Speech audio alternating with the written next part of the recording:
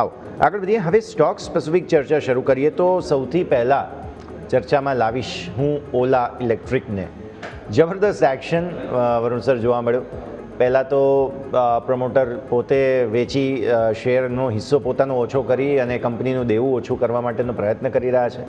અને બીજી તરફ તમે જુઓ તો લોન ઓછું કરવાનો પ્રયત્ન આમ સારું કહેવાય કંપની માટે, પણ એઝ અ પ્રમોટર એમનો પોતાનો હિસ્સો ઓછો થઈ રહ્યો છે. અહીંયા હવે 700 કરોડ રૂપિયા કંઈક એકત્ર કર્યા છે એમણે. હવે જોઈએ કેટલું દેવું ઓછું થાય છે અહીંયા. વરુણ સર, તો યશભાઈ, જ્યારે બી એને 40 રૂપિયાનું લેવલ તોડ્યું હતું કે જે એનો કન્ટિન્યુઅસલી સપોર્ટ ઝોન હતો, એના પછી જે એક મોટું કરેક્શન એક્સપેક્ટેડ હતું 25%નું, એ ઓલરેડી ડ્યુ થઈ ગયું છે. આ પ્રાઇસ ઉપર ઓલામાં હું એવું માનું છું બેલેન્સ શીટમાં કોઈ મોટા ચેન્જીસ નથી. બેલેન્સ શીટ હાલ તરત કંઈક નવી મોટી બદલાશે એના ચાન્સીસ પણ બહુ ઓછા છે.